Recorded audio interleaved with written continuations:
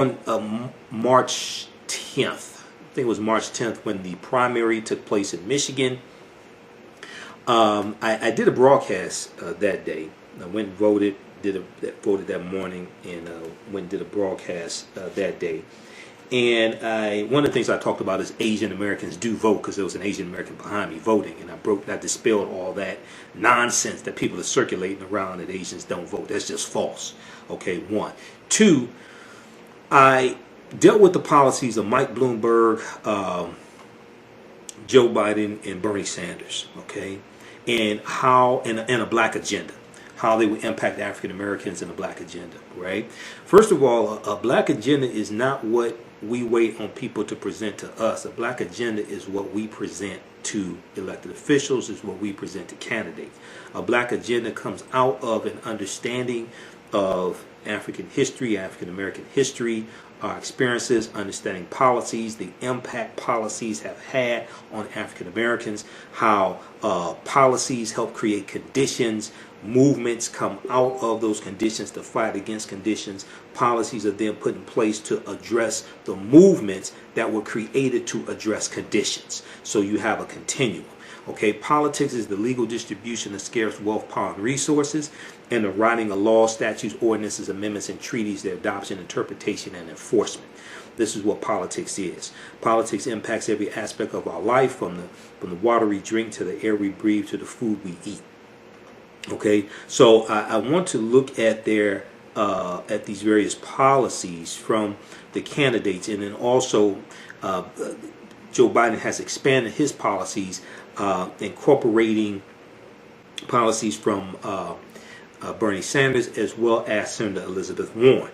Since the March 10th broadcast that I did, when we had the primary here in Michigan, we know, well, shortly before that, Mike Bloomberg dropped out of the race. He endorsed Joe Biden. You had a lot of people on social media say, well, Mike Bloomberg has a black agenda. He has the Greenwood Initiative. So we need to vote for Mike Bloomberg. Well, he dropped out and endorsed Joe Biden. Senator Elizabeth Warren dropped out and endorsed Joe Biden. So did Bernie Sanders. And then also President Barack Obama came out and endorsed Joe Biden as well. So TheRoot.com has probably the best analysis that I've seen of the various policies comparing the different candidates. This is from February 28th, 2020. Written by Michael Harriot, and I disagree with him on a number of different things, but this was a good article that he wrote. So what the Root did is they asked policy experts, legal scholars, and political pundits, all of whom were African American, to help them devise what's called a policy matrix. A policy matrix, and this policy matrix is used to grade each plan of the candidates. Okay, and they grade each plan on a scale of 1 to 10. They have 10 categories. They look at economics, criminal justice, education, politics, comprehensiveness. How detailed is the candidate's plan? Does it contain specific proposals? They look at blind spots, or are there important areas that are not addressed? They look at feasibility, which is extremely important. They look at feasibility. What are the chances of the policies being enacted by legislation, executive action, or internal policy? Does the candidate have the political skill to make their plan come true? Because anybody can just promise you anything. Back during the 2016 election, Jill Stein was running for president, polling at somewhere between 2% to 4% national polls. I saw African Americans right here in Detroit passing out flyers and saying, you vote for Jill Stein, she's going to help us get reparations. They said, we're going to get Jill Stein to do an executive order to give us reparations. I said, have you ever read Article 1 of the U.S. Constitution? Because you do understand that the powers of the purse string belong to Congress. They can't do an executive order for reparations. No, that's not going to happen. That has to pass both chambers of Congress, the House of Representatives and the U.S. Senate. Now, I'm still waiting for somebody to explain to me how you're going to get this passed in the Senate when, one, you got to get past the unanimous consent rule. We saw that Republican Senator Marsha Blackburn blocked 3 election integrity bills in the Senate that would have protected the elections of both Democrats and Republicans, blocked it based upon unanimous consent. Because to proceed to a debate or a vote, they had to have unanimous consent. She blocked 3 bills dealing with protecting the integrity of elections that Republicans run in. And then also, Moscow Mitch McConnell said reparations is dead on arrival in the U.S. Senate. He's Senate Majority Leader. He controls, no bill can come to the Senate floor for debate or discussion without his approval. He already said it's dead on arrival. Okay, that's a whole nother separate issue. I don't have time to get into that. Okay, that's a whole nother separate issue. But feasibility. Number 8, history. What is the candidate's history of dealing with African Americans? Has the candidate displayed a willingness to address issues of race and inequality? Number 9, intentionality. Do we believe them, or do they need more people? Can we objectively believe that the candidate will work for African Americans? Is he or she pandering, or do they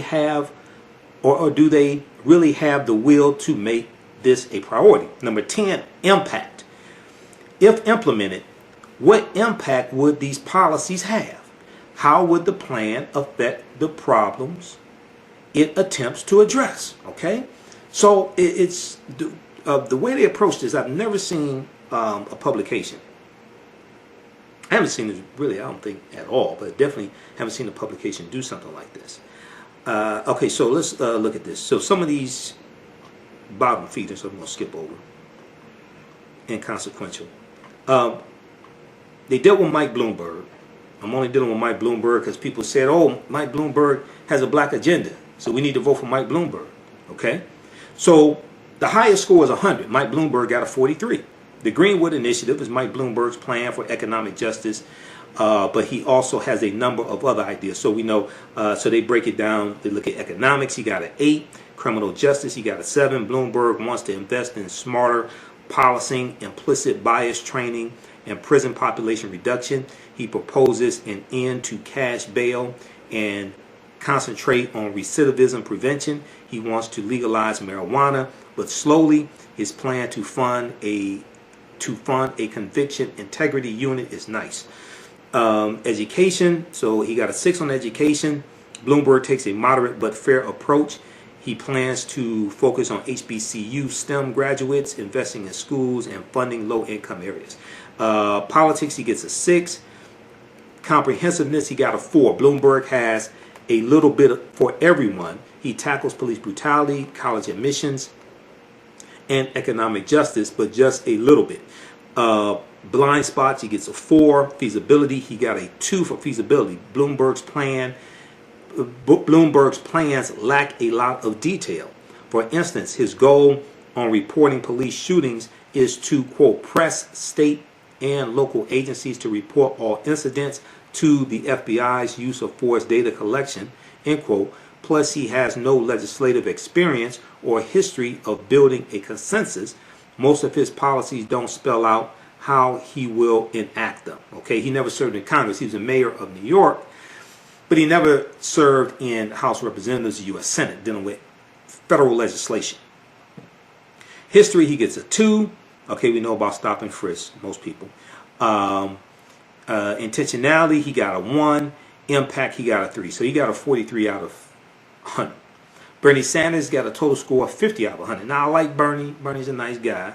I may disagree with him on some things. I said from the beginning, whoever gets the nomination, Democratic nomination, that's who I'm voting for. Okay?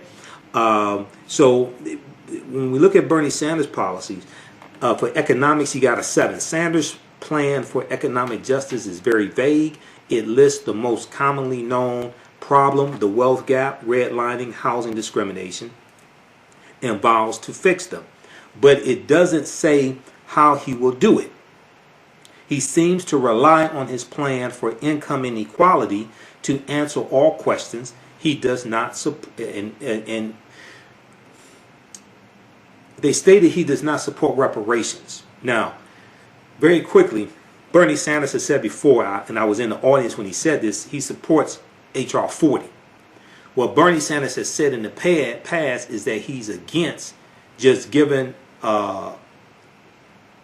cash payments in the form of reparations, meaning he's against reparations 100% being in the form of cash payments. Okay, well, I'm against that too. Because if all black people got $1 million today, white people will have it all back this time next week, and it will not bring about the structural change in our community that we need to see.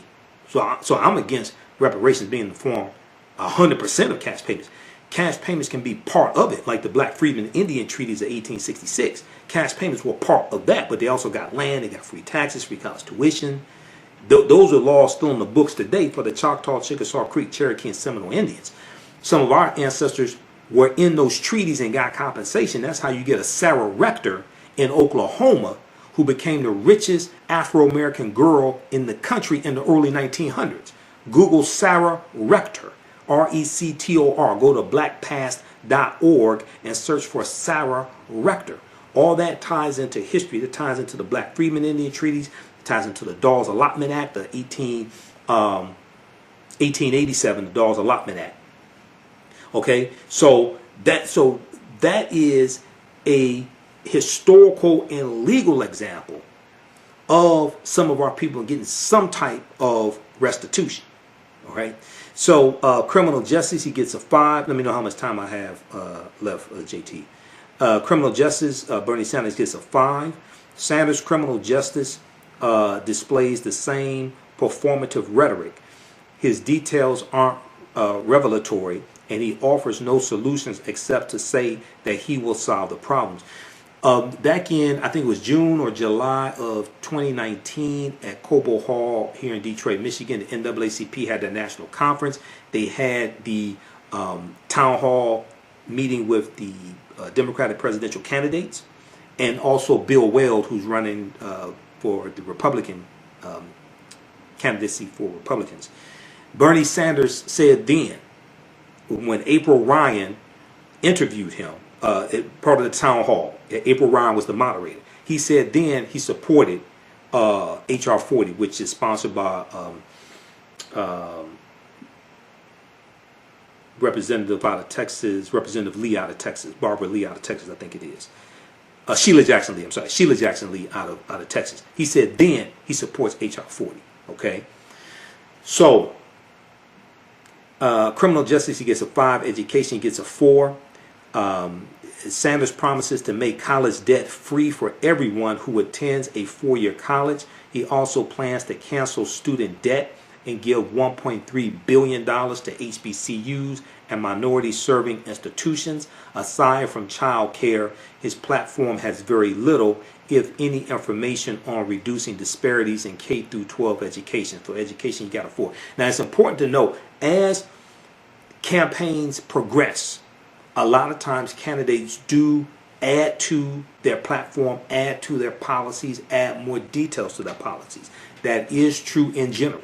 Okay, and we've also seen that Joe Biden has, since he's the presumptive nominee, he's adopted policies from Senator Elizabeth Warren as well as Bernie Sanders dealing with student debt forgiveness. Okay, thegrio.com has an article dealing with that. Okay, we're running out of time here on 9:10 a.m. the Superstation. We're going to continue this on my Facebook fan page, The African History Network. Listen to the African History Network show Sundays 9 p.m. to 11 p.m. right here on 9:10 a.m. the Superstation, the Future Radio. I'm Michael Imhotep. Remember, right knowledge corrects wrong behavior. It's not over till we win. Wakanda forever. Stay tuned for Pastor Mo. We'll talk to you next week. Peace.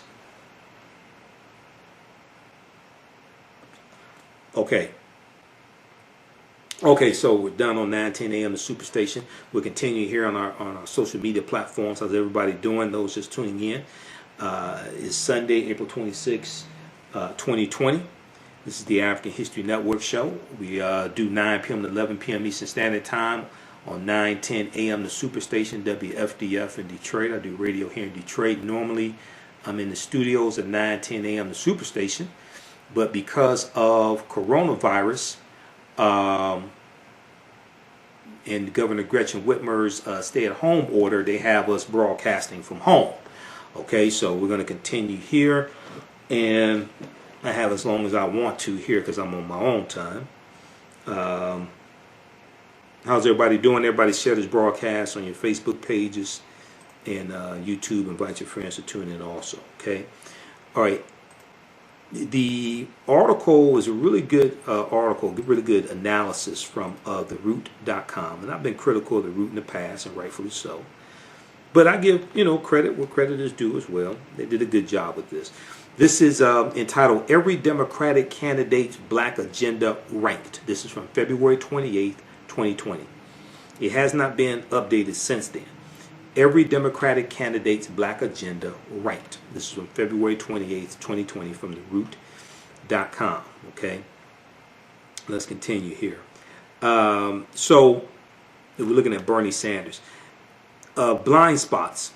Bernie Sanders gets a 5. Sanders doesn't have any egregious blind spots in his platform because it consists mostly of listing the problems and saying, I got this. Feasibility, he gets a 4 for feasibility. As with other platforms, without any specifics, it is hard to say if Bernie Sanders could pass these detail-free policies. As a legislator, he has not displayed much effectiveness in getting his proposals passed. And there was talk about that in the past. He doesn't have a history of getting a lot of his bills sponsoring bills for one, and getting a lot of his bills passed too. Okay, he doesn't really have a good history of that. He's a nice guy. I think he means well. One thing people have to understand about Bernie Sanders is that Bernie Sanders is from the state of Vermont. Vermont, the population of African Americans in Vermont is something like 4 or 5%. So traditionally, a lot of issues pertaining to African Americans, at least in his state,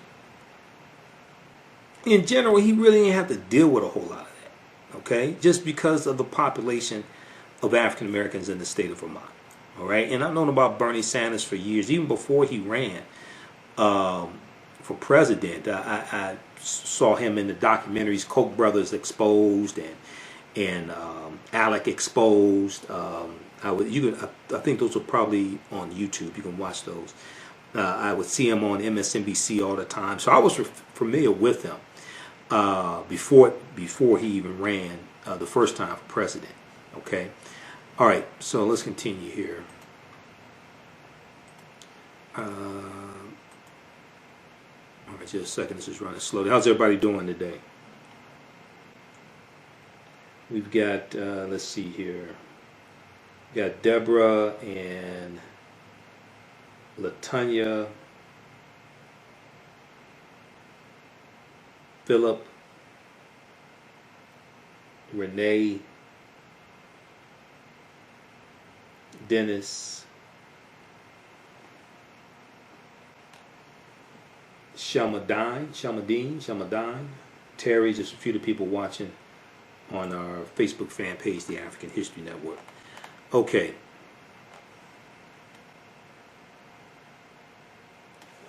And let's see here.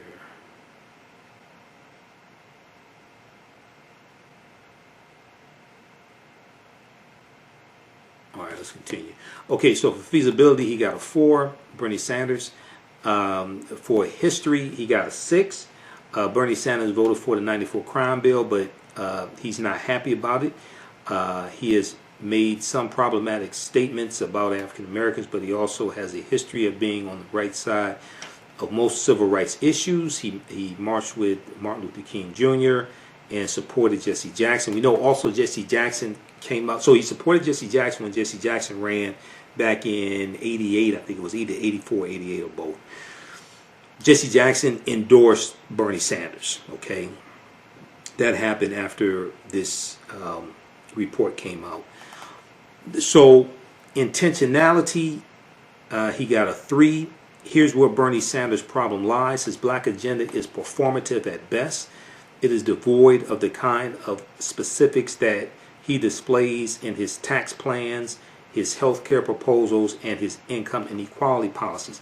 And actually, they started out by saying that Bernie Sanders' plan for racial justice is only a small part of his agenda for black America. Okay, they said that. So intentionality. Okay. Here's where Bernie Sanders' problem lies. His black agenda is performative at best. It is devoid of the kind of specifics that he displays in his tax plans, his health care proposals, and his income inequality policies.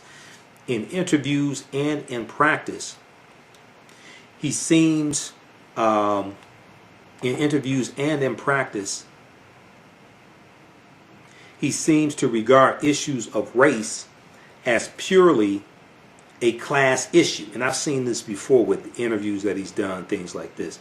He seems to view issues of race as purely a class issue. And while race is inextricably tied to economics and class, white supremacy is not a math problem. One has to be intentional about confronting it. All right, so for intentionality, he gets a 3. And then for impact, he got a 7. If Sanders' overall policies were enacted, low income and middle class black people would undoubtedly see an economic benefit. It is a plan that includes black people, but it is not for black people. So for impact, he got a 7. He got a 50 out of 100. Okay. Tom Steyer got a 62 out of 100. Tom Steyer's campaign didn't go anywhere. Okay. So, he wasted all that money. And then, let's see, who is next? Tom Steyer got a 62. Pete Buttigieg got a 66. After the first two, after Iowa and New Hampshire, is pretty much over for Pete Buttigieg. He got a 66. He had the Douglas plan. Joe Biden got a 70. Okay. Joe Biden, at the time of this reporting, February 28, 2020, Joe Biden does not have a separate plan that spells out his vision for black America. But here's what we found by examining his platform. Now, this was at the time, this was as of February 28th. I know he's added more to his platform. I don't know if he's spelled out a vision for black America, but I haven't had a chance to look at that since, let me try to pull this up right now. I haven't had a chance to look at this. And like I said before, as campaigns progress, oftentimes candidates do flesh out their policies and do add to their policies, okay? But based on the policies that he had as of February 28th, he got a 70. And a lot of his policies will benefit African Americans. Let's look at this. So for economics, he got a 7. Joe Biden specifically mentions redlining, housing discrimination, fair lending practices. He offers boilerplate solutions on ways to tackle the wage and income gap, but he does single out black maternal health and health disparities. He does not support reparations, as based upon this reporting here on February 28th. Now, in debates when reparations have come up, he sidestepped the issue in general. There was one article that I read, I think it was from Politico.com, around the time when he made the comments about the two white senators who were segregationists, and that whole thing was largely misreported by the media. I dealt with this on my show back in June and July, and if you go to my YouTube channel, I have the clips there, and I go through step by step, and I show you how mainstream media largely misrepresented the comments that Joe Biden made, and 99.9% of the time, especially on MSNBC, and I like MSNBC, but some of it is garbage. 99.9% of the time when mainstream media reported on him talking about these two senators, they didn't tell you these were two Democratic senators he was talking about. Okay, Senator James Eastland, who was senator of Mississippi, He was known as the mouth of the White South. And there's an article from, I think it was NBCnews.com had an article dealing with this. They show Senator James Eastland in his Senate office, and behind him he has the Confederate battle flag. Okay, he had on a flagpole. He was the chair of the Senate Judiciary Committee. The Senate Judiciary Committee was the committee that Joe Biden was on when he became a senator in 1973. If you want to get anything done on your committee, you have to go through the chairman. And then it was Senator Herman Talmadge of Georgia. So these were two segregationists who, this was basically after the party realignment took place, that in the foundation of the party realignment goes back to 1928, and when Herbert Hoover ran for president as a Republican, and they instituted the Lily White Movement of 1928. The Lily White Movement was a movement to push African American Republicans out of the Republican Party, ignore their issues, ignore their concerns, ignore the rise of the Ku Klux Klan, who became very powerful in the 1920s. This all deals with history. I've done an entire presentation, a 3-hour presentation, dealing with the history of why African Americans switched from the Republican Party to the Democratic Party, and dealing with the Lily White Movement in 1928, all that stuff. Okay, so check that out. We have that available at our website, AfricanHistoryNetwork.com. But there's a whole history behind this. So the majority of those Southern segregationist Democrats are going to leave the party and go to the Republican Party, like Strom Thurmond, who in 1948 ran for president as a Dixiecrat. The Dixiecrats were basically the Southern segregationist Democrats. Okay, and then you had like Northern liberals like Al Smith, and Al Smith ran against Herbert Hoover in 1928. Herbert Hoover wins the presidency. He only serves one term because Herbert Hoover mishandled the economic catastrophe known as the Great Depression, which set it up for Franklin Roosevelt to become president. Okay, and if you saw the broadcast I did this past Thursday, April 24th, I dealt with, one of the things I dealt with was 4.4 million people filed for unemployment, 26 million in 5 weeks. I also dealt with Donald Trump banning immigration for 60 days and how that's a red herring and how he's trying to use immigrants as a scapegoat. And I dealt with how Herbert Hoover tried to do the same thing back in 1931 when in the 1930s, starting with Herbert Hoover, 1.8 million Mexican Americans, well, 1.8 million Mexicans were deported back to Mexico. 60% of them were Mexican Americans, so they were U.S. citizens, and they were deported to Mexico. 60% of them were Mexican Americans, and Herbert Hoover and Republicans and a lot of white people were blaming Mexicans for taking jobs of white people during the Great Depression. It largely was not true. And when they deported them, it caused an even huger problem because it caused a lack of migrant farmers, and also those 1.8 million Mexicans were contributing to the economy. Okay, and they were largely doing jobs that white people didn't want to do. And so, and Herbert Hoover had a campaign called American Jobs for Real Americans. American Jobs for Real Americans, and they were trying to protect these jobs for white people. So they deported 1.8 million Mexicans back to America. 60% of them were born here, and they were U.S. citizens. And this is what Trump is trying to do with banning immigration, and he's trying to scapegoat immigrants.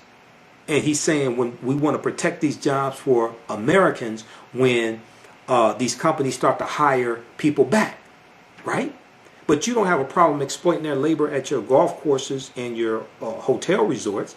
And the other thing is a lot of the vegetation, a lot of the fruits and vegetables that we consume are picked by migrant workers, many of them undocumented migrants, many of them undocumented immigrants. So, and then the about $20 billion that undocumented immigrants pay in taxes each year. That just don't talk about that. The whole way this conversation is being framed is backwards. The whole way this conversation is being framed is backwards. And what they don't want to tell you is white people ain't getting out there picking blueberries and strawberries and stuff. They're not doing this. They tried that back in 1968. It didn't work.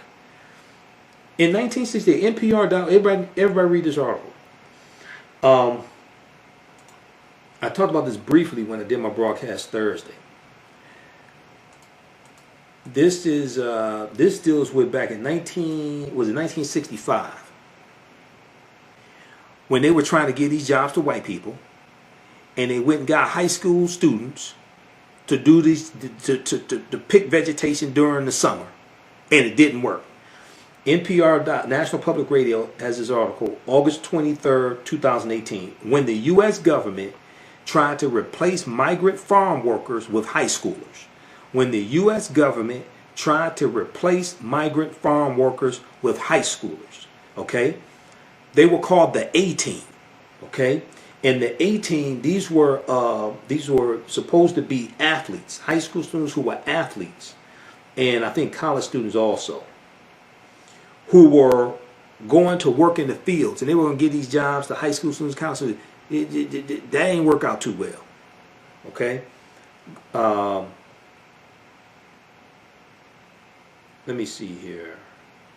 The year was 1965. On Cinco de Mayo, newspapers across the country reported that Secretary of Labor W. Willard Wirtz, W-I-R-T-Z, wanted to recruit 20,000 high schoolers to replace the hundreds of thousands of Mexican agricultural workers who had labored in the United States under the so-called Bracero program, B-R-A-C-E-R-O program, which is a program to allow Mexicans to come here and work as migrant workers. Because see, another thing that farmers are saying is we can't find enough people to come pick these crops.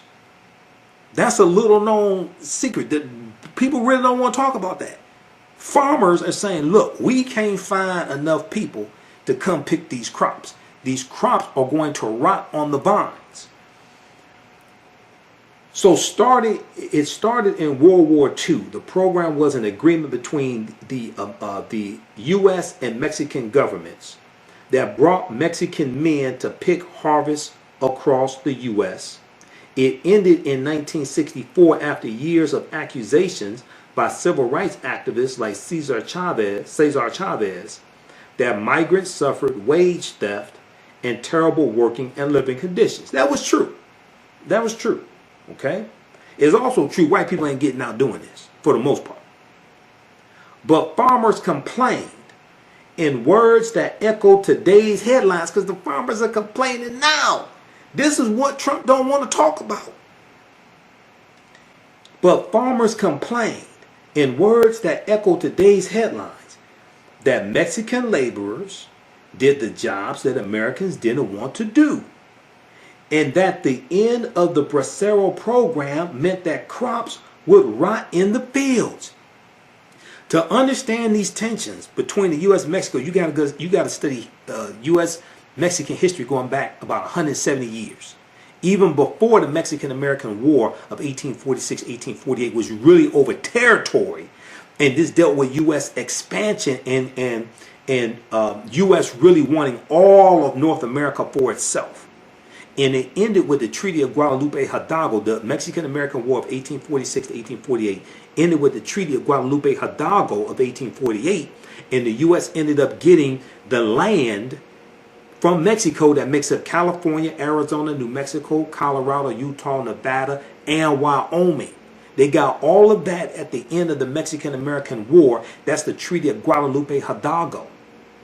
Okay, then you go back and you study the fight between fight of the Alamo and U.S. Wanting the land that makes up Texas. In Texas, when its independence in 1836, you study Vicente Guerrero, who became president of Mexico, and he was of African descent, a former slave. He becomes president about 1829 and abolishes slavery. Okay. And there's a Southern Underground Railroad where you had somewhere between 5,000 and 10,000 runaway slaves who end up running into Mexico from Texas, but also from other state slaveholding states like Georgia, things like this, Georgia, Mississippi. Read the article here because I don't have time to get deep into this. I did this Thursday, April 24th. Go watch that broadcast. The U.S. deported 1 million of its own citizens to Mexico during the Great Depression. That's from History.com. History.com, July 12, 2019. The U.S. deported 1 million of its own citizens to Mexico during the Great Depression. Okay, and then we look at the little-known Underground Railroad that ran south to Mexico. The little-known Underground Railroad that ran south to Mexico. That's from History.com as well.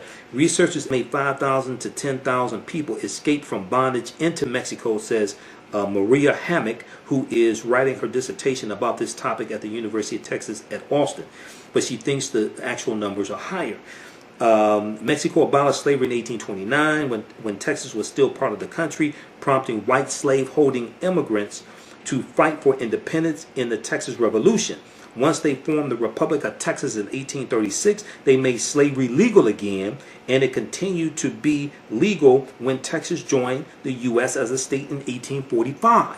So you're going to have this Southern Underground Railroad, and because Vicente Guerrero was a former slave, he abolished his slavery. He was the president of Mexico. Okay? This is a little-known African-American history fact. But it wasn't only enslaved people in Texas who found freedom in Mexico. Quote, I have found individuals who made it all the way from North Carolina, Mississippi, Louisiana, and Alabama, Maria Hammock says. So read this article here. This gets deep into history that a lot of people don't even know exists. The little-known Underground Railroad that ran south to Mexico. It's 1836 that the Texas Rangers, who are now the state police, and they're famous, law enforcement officers in the state of Texas. The Texas Rangers started out as bounty hunters who formed in 1836, and they were hired by white slave owners to go into Mexico and capture runaway slaves and bring them back to slave owners in Texas. This is how the Texas Rangers got their start. Okay, and so we have that article. And then there was one from the Washington Post. President Herbert Hoover deported 1 million Mexican Americans for supposedly stealing jobs during the Great Depression. President Herbert Hoover deported 1 million Mexican Americans for supposedly stealing jobs during the Great Depression. So that's from August 13th, 2018 from the Washington Post. Okay, so check out that article. There's a whole deep history here that a lot of people don't know. Then you can read this book here, 10-Minute Guide to U.S. History from Encyclopedia Britannica. This gives a good, concise overview of U.S. history chronologically. 10-Minute U.S. Guide to U.S. History. And very quickly here, when we look at what precedes the Mexican-American War, we look at Manifest Destiny, page 64. They talk about Manifest Destiny, right? And in Donald Trump's 2020, in his State of the Union address, he talked about manifest destiny of space or something like that, outer space, something like that, right? So the term manifest destiny was created by John L. O'Sullivan, who's the editor of a magazine that served as an organ for the Democratic Party and of a partisan newspaper. And he first wrote of Manifest Destiny in 1845. So this is the year before the Mexican-American War begins. But at the time, he did not think the words were profound. Rather than being quote-unquote coined, the phrase was buried halfway through the third paragraph of a long essay in the July-August issue of the United States Magazine and Democratic Review on the necessity of annexing Texas and the inevitability of American expansion. John L. O'Sullivan was protesting European meddling in American affairs, especially by France and England, which he said were acting, quote, for the avowed object of thwarting our policy and hampering our power, limiting our greatness and checking the fulfillment of our manifest destiny to overspread the continent allotted by Providence for the free development of our yearly multiplying millions, end quote. So John L. O'Sullivan's observation was a complaint rather than a call for aggression, and he referred to demography rather than pugnacity as the solution to the perceived problem of European interference.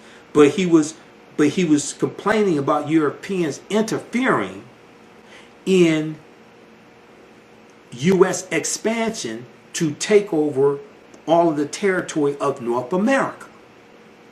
Democrats took up Manifest Destiny as a slogan. The phrase frequently appeared in debates relating to the state of Oregon, or the territory of Oregon, sometimes as soaring rhetoric and other times as sarcastic derision.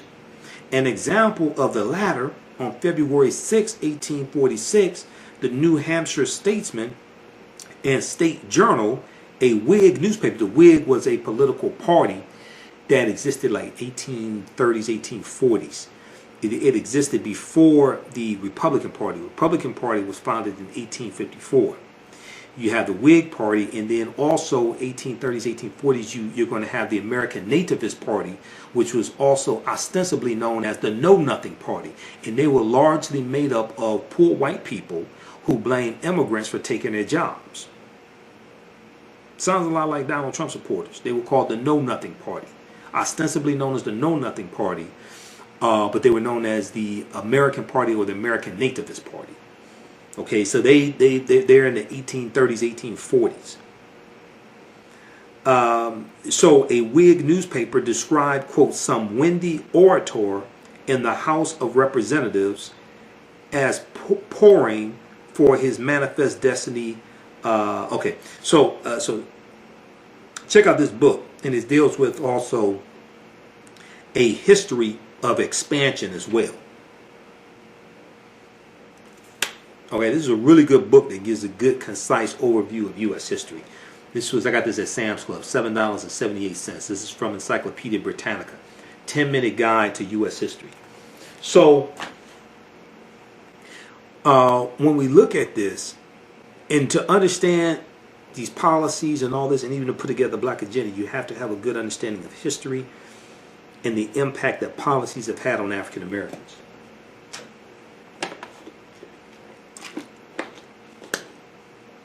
Okay, so we look at Joe Biden, economics, he got a 7.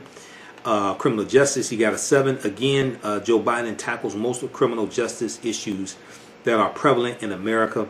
One of the unique areas that he confronts is the criminalization of girls, foster children, and abused children. He also puts effort into violence against women and reintegrating the formerly incarcerated. Criminal justice, he got a 7. Education, he got a 6. And let me see. There's a comprehensive. Let's talk about the crime bill. Okay, I'm gonna give you some information here on the crime bill. Because I hear a whole lot of people talking about it, and I could tell they don't understand history once again. Go to bjs.gov, Bureau of Justice Statistics, and look at U.S. prison populations from 1970 to 1993. The U.S. prison population quadruples from 1970 to 1993. It goes from about 300,000 to about 1.3 million in 1993. This is before the crime bill was signed September 13th, 1994. I hear a lot of people saying that the crime bill created mass incarceration, things like that. No, it did not. The U.S. prison population quadruples from 1970 to 1993. You have to go back and study Richard Nixon's war on drugs. Richard Nixon declared his war on, President Richard Nixon declared his war on drugs June 17th, 1971. Okay? He ran for president in 1968. He ran on the platform of law and order. Law and order means protect white people and lock up African Americans. Richard Nixon ran as a backlash to the Civil Rights Movement, the Black Power Movement, the Civil Rights Act of 1964, Voting Rights Act of 1965, Executive Order 11246 of 1965, which we call affirmative action, September 1965, which we call affirmative action. He runs as a backlash of all this. He runs as a backlash to the rebellions taking place across the country. 1967 Detroit Rebellion and Newark, New Jersey Rebellion, things like this. And we know 1967 alone, there were 159 violent uprisings in this country. 159 violent uprisings in 1967 alone. USA Today has a good article, deals with the Newark, New Jersey rebellion of 67. They talk about the long hot summer of 1967. Read that article, okay? Nixon runs as a backlash to all of that. In the early 1970s, there's a changing mood in this country regarding drug usage, drug sellers, and how to deal with them. And there's a move away from prescribing treatment for them to moving towards taking a hard line, cracking down on them, locking them up. You have movies in the early 1970s like The French Connection. There's a changing mood in the country, okay? So you have Nixon that declares his war on drugs in front of the U.S. Congress, demanding more funding, increase in funding for the war on drugs. It's June 17, 1971. 1973, you have Governor Nelson D. Rockefeller, of the governor of New York at the time. And he wants to run for president. He originally took a soft line to people who use drugs and prescribed treatment. But because he wants to run for president and there's a changing mood in the country, this is 73, 74, he changes his position and he institutes the Rockefeller drug laws in the state of New York, which gives long, harsh sentences for low-level nonviolent drug offenders. He institutes mandatory minimums. Mandatory minimums were in the 94 crime bill, but they go back to 20 years before then with Governor Nelson D. Rockefeller in the state of New York. In the 1970s, states started passing longer, harsher sentences for criminals. This didn't start in 94. This goes back to the 1970s. It goes to the 1970s, continues in the 1980s, continues into the early 90s. States are already doing this. The 94 crime bill is not state law, it's federal law. About 87% of the people who go to prison once the crime bill takes effect and signed into law, about 87% of the people go under state law, not federal law. States had already started passing longer, harsher sentences. They're going to continue to do this. When you go to bjs.gov and you look at the U.S. prison populations, go back to 1970. And you go into the 80s and go into the 90s and go even before the crime bill, because violent crimes peak nationwide in 1992. Violent crimes peak nationwide in 1992. So you're going to see the U.S. prison population going like this. Before the crime bill is signed, you're going to see the U.S. prison population going like this, because the U.S. prison population quadruples from 1970 to 1993. Okay? I'm not saying the crime bill was good. In all actuality, it was mixed when you actually look at what was in it. A lot of people haven't looked at what was in it. They just see 3 strikes and you're out. They haven't looked at this thing holistically and understanding the basically 25 years of history prior to it being signed into law. So you have to look at, you can't just look at something like this at one point in time when it was signed into law. You have to look at the history prior to that, because we have to look at, understand all this chronologically. Okay, so the article from NPR.org, and I'm going to give you information dealing with what was actually in also. The article from NPR.org is, let's see, what's the name of that one? Rockefeller Drug Laws.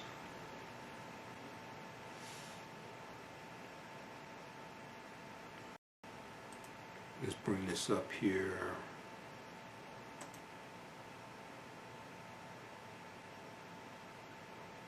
All right, just a second. This will come up here.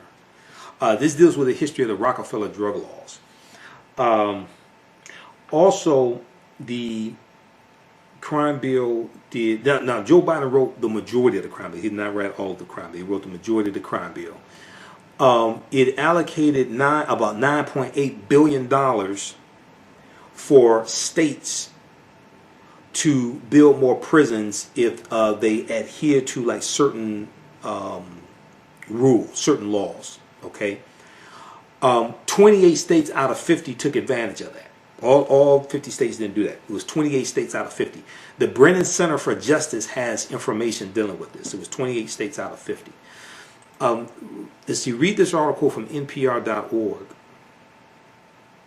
The drug laws that changed how we punish. The drug laws that changed how we punish. This deals with the history of the Rockefeller drug laws. This goes back to 1973 and 1974, and this is where mandatory minimums come from, okay, that were put into the 94 crime bill. Keep in mind, 87% of the people who went to prison during the time,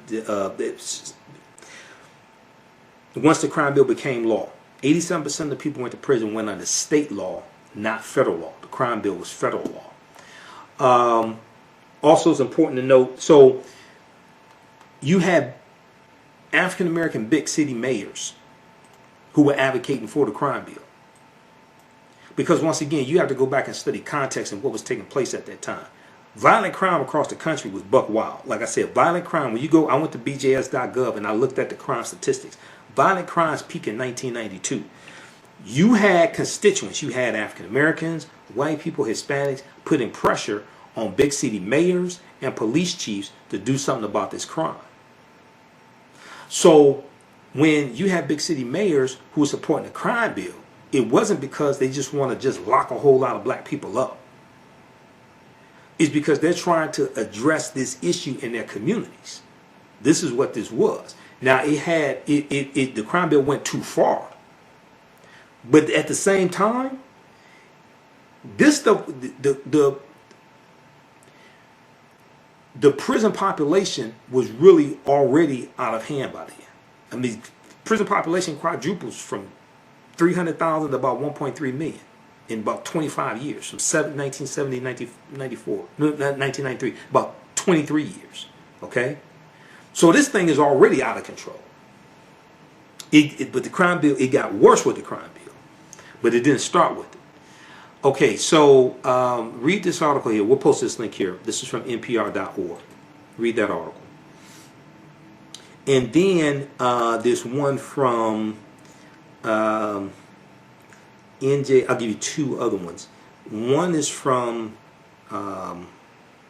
NJ. What is it? The computer's freezing up here. It's one that deals with.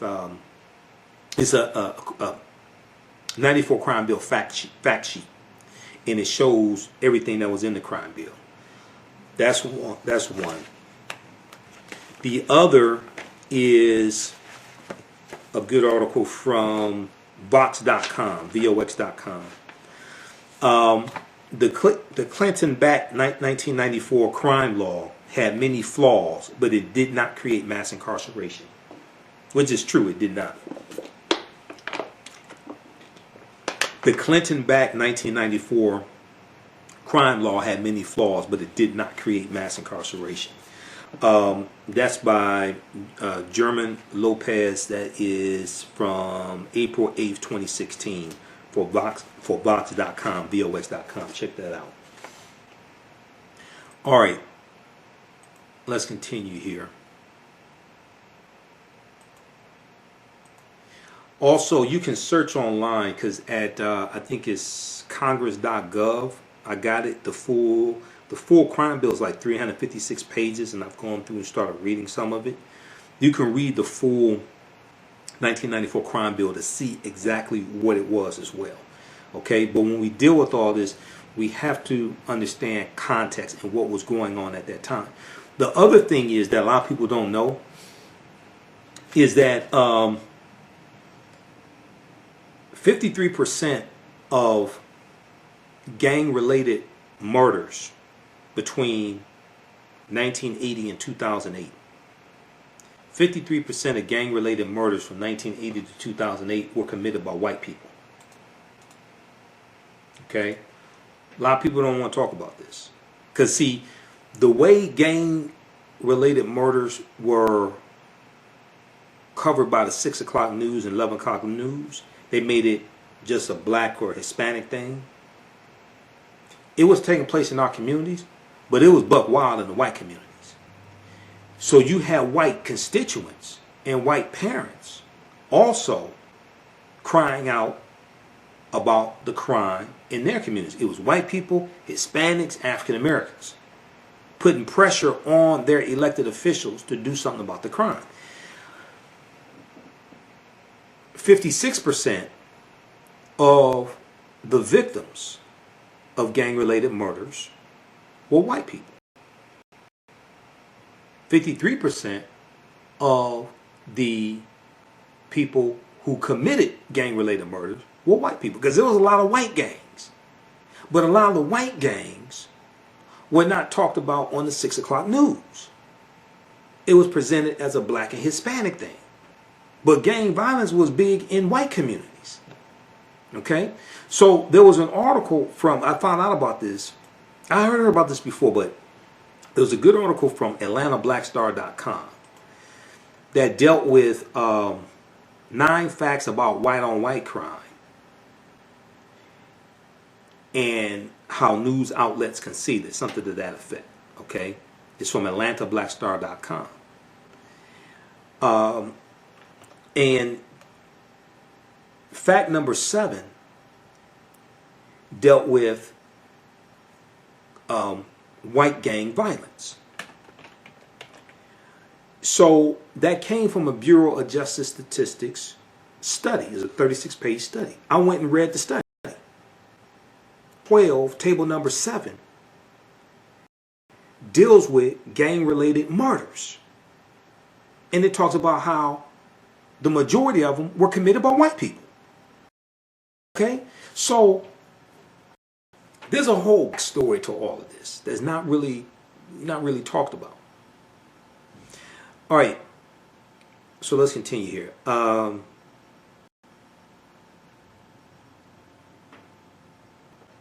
All right, let's continue. So you have feasibility. Let me see, who would he vote for Joe Biden? Okay, you got to score 70, and so criminal justice, he tackles most of the criminal justice issues that are prevalent in America. He has a criminal justice reform program. He has come out and talked about how the 94 crime bill went too far also. BusinessInsider.com has an article dealing with that as well. So one of the unique areas that he confronts is the criminalization of girls, foster children, and abused children. He also puts effort into violence against women and reintegrating the formerly incarcerated.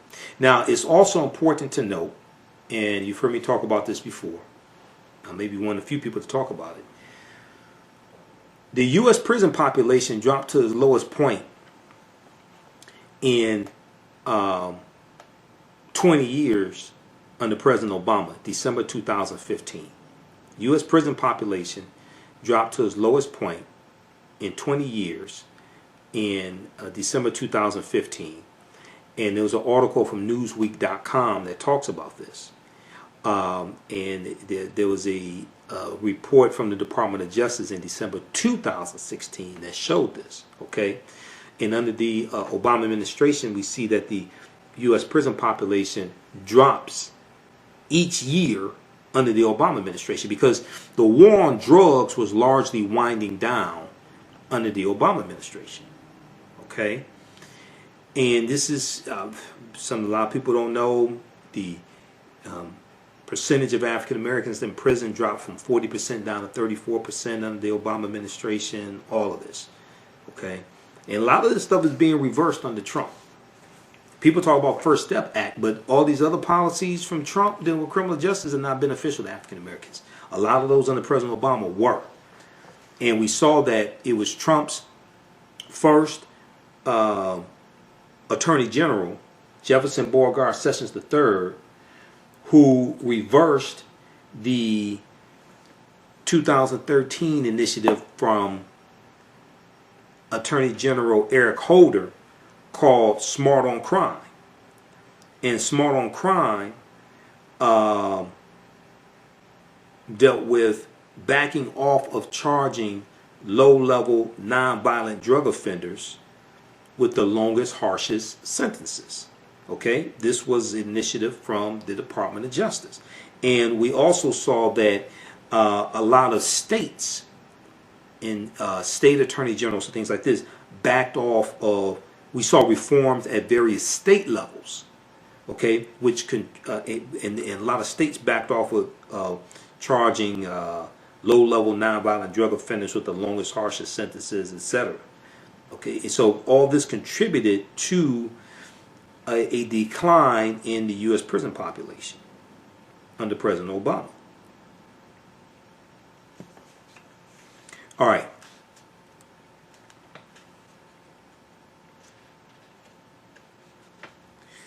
So when we look at, criminal justice, Biden gets a 7.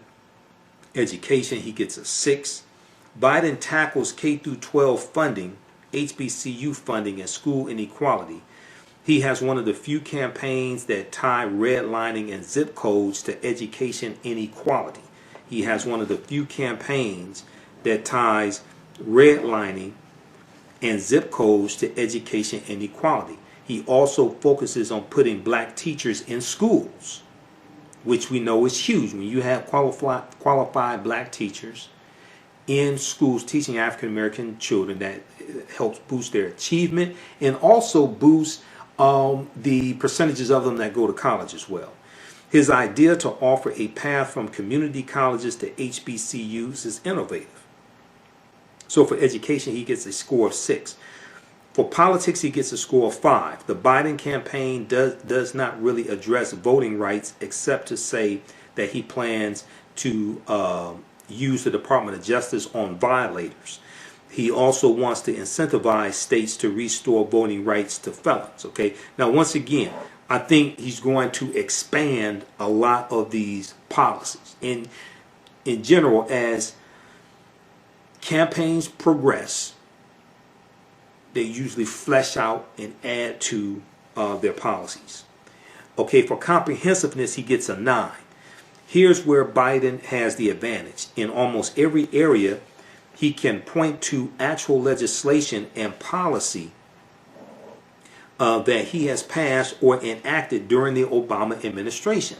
The only thing that hurts Biden is that he can point to specific actions and legislative plans from his tenure as vice president, which makes his more aspirational plans look sparse when he doesn't provide specifics.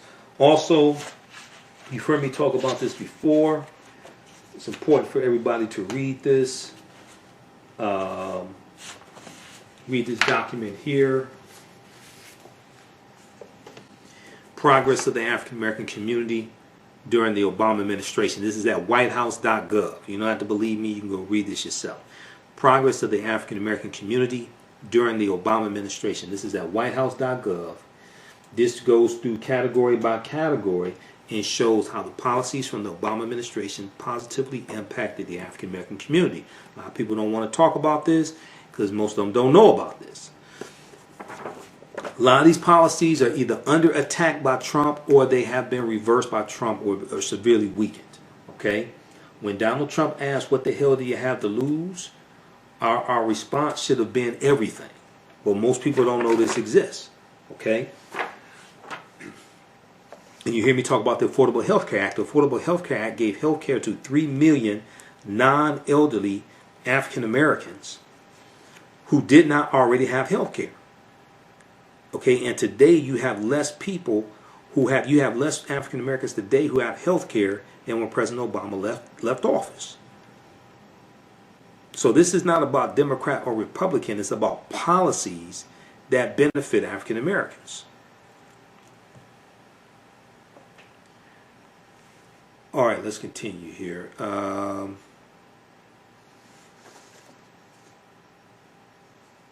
So comprehensiveness, he gets a score of 9. Blind spots, he gets a score of 7.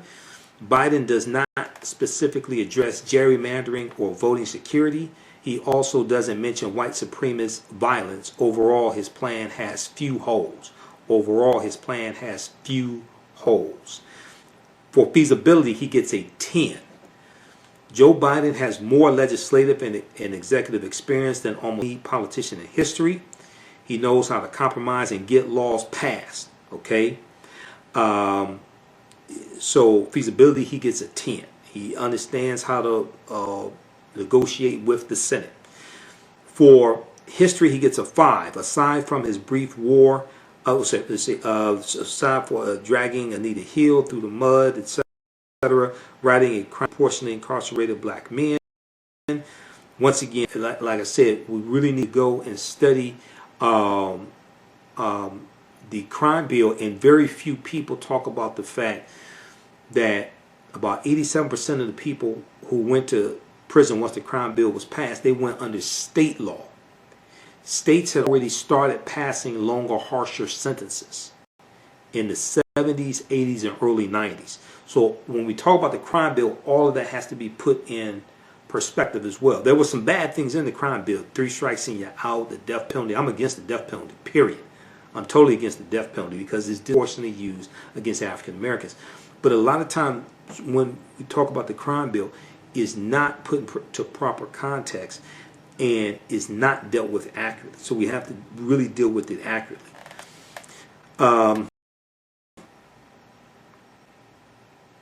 So history, he gets a 5. It says, to be fair, he has a good voting record of civil rights legislation, affirmative action, and most progressive race-based policies. For intentionality, he gets an 8. Biden worked for a black boss as a VP. He was surrounded by African Americans who were smarter than him, like Susan Rice, Michelle Obama, Eric Holder, Jay Johnson, who was Home Security Director. This might not seem like much, but 8 years listening to African Americans is something few white people have ever done. Okay. Intentionality, he gets an 8. For impact, he gets a 6. Biden's policies are progressive but not groundbreaking. He wants to fix the inequalities through conventional means and left-center legislation. However, if enacted, they would make a significant impact. And this is what people have to understand. A black agenda is good to have. But black agenda is not what we wait on people to give to us. That's what we present to the candidates. That gives us a measuring stick to measure the candidates by, measure their policies by, and see how the policies of candidates measure up to our issues, our concerns. Okay? But a policy does not have to say black or African American to benefit you. To say black or African American to disproportionately positively benefit you either. This is what we have to understand. For instance, in July of 2019, Democrats in the House of Representatives passed a bill to raise the federal minimum wage from $7.25 an hour, where it currently is right now, to $15 an hour by the year 2025. that will disproportionately positively impact African Americans, especially African American women, who on average make 61 cents for every dollar that the average white male makes. And this is what Black Women's Equal Pay Day is all about. And then we know in the state of Louisiana, African American women make 47 cents for every dollar that the average white male makes. In general, it takes the average African American woman 20 months to make the same amount of money that the average white male makes in 12 months. African American men make about 79, 80 cents on the dollar that the average white male makes. When you go, now you're not going to get rich for $15 an hour, but $15 an hour is a floor, not a ceiling. But it will lift millions of African Americans out of poverty if that bill is enacted. It passed the House of Representatives. It's being blocked in the Senate by Moscow Mitch McConnell and Republicans in the Senate. Read this article from blackenterprise.com. Black women lose out over $1 million in their careers thanks to the wage gap. Black women lose out over $1 million in their careers thanks to the wage gap. And when we look at the average African American woman, over a 40-year working career from age 18 to like about age 60, the average African American woman will lose out on $946,120 over a 40-year career if she continues to make 61 cents on the dollar that every white man earns due to the wage gap. Analysis by the National Women's Law Center shows. Read this article. This is deep. This impacts African American communities, our families, African American women, our families, African American men. All of this is negatively impacted by this. Okay, and also the Paycheck Fairness Act would help this a lot. The Paycheck Fairness Act needs to be passed by the U.S. Senate. It's already representatives. Read this article from blackenterprise.com. Now, this deals with how laws and policies impact the economic conditions of African Americans. Okay, this deals with how laws and policies impact the economic conditions of African Americans. Black women lose out over $1 million in their careers thanks to the wage gap. Okay, yeah, check out that article. And then also there's one from Forbes.com on Black Women's Equal Pay Day. Here's how women are fighting to close the gap. This is from August 22nd, 2019 on Black Women's Equal Pay Day. Here's how women are fighting to close the gap. And Black Women's Equal Pay Day is it fell on August 22nd. It fell on August 22nd, 2019. Okay, so check out those articles. I've done broadcasts in the past dealing with all of this. All right, so as we wrap this up, now Elizabeth, visit JoeBiden.com. Look at his policies. He's expanded his policies, adopted policies from Bernie Sanders as well, at dealing with student loan forgiveness up to $100,000, and also from Elizabeth Warren. There's an article from thegrio.com that deals with this. Deals with Joe Biden adopting these policies. Senator Elizabeth Warren got a 79. Senator Elizabeth Warren got a 79 out of 100. She got the highest. Okay, check out this article here from TheRoot.com. You can read it in its entirety. February 28th, 2020. Every Democratic candidate's black agenda ranked. Every Democratic candidate's black agenda ranked. Okay, and visit my website. I have my lectures there dealing with 6 principles of political self-defense. Understanding how laws and policies impact the economic conditions of African Americans. And what's most important is whose policies are most beneficial for African Americans, whose policies will do the least amount of harm, who can create an environment for us to push our agenda the farthest and get the most accomplished. Okay? Who can create an environment for us to push our agenda the farthest and get the most accomplished, whose policy is realistic. All right? This all deals with understanding principles of political self-defense. We must understand law and history. The foundation is the U.S. Constitution. The Constitution is the foundation for law in this country. We don't understand the U.S. Constitution. We don't understand history. We don't understand law. So that's why we have to really study all of this, and this will help formulate a black agenda, and this will help understand how these powers impact us on a daily basis and impact our economics as well. Okay, so you'll hear me talk about this more in the upcoming broadcast. We have to get out of here. Remember, the African History Network, we focus on educating, empowering, of African descent throughout the diaspora and around the world, because right now it's correct wrong behavior. You can donate to the African History Network, $ the AHN Show through Cash App, $ the AHN Show through Cash App, also through PayPal, paypal.me/the AHN Show, or at our website, AfricanHistoryNetwork.com. All of my DVD lectures are at our website as well. We have bundle packs there, like the Black Migration 1619 to 2019 bundle pack, which includes 6 principles of political defense. Right now, it's correct wrong behavior. It's not over till we win. For Wakanda forever. We'll talk to you next time. Peace.